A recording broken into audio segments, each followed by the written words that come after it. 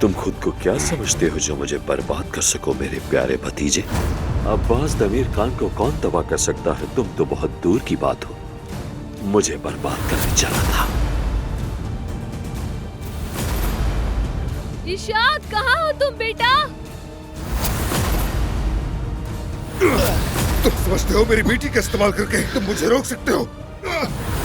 कहीं तुम ये तो नहीं सोच रही कि मेरी जान कैसे लोगी? मैं तुम्हारी रहमदिली का तमाशा देखने के बजाय अभी मर जाना पसंद करूंगी। तुम यहाँ? ज़ुमरत बेटी, क्या हम दोबारा शुरू करें?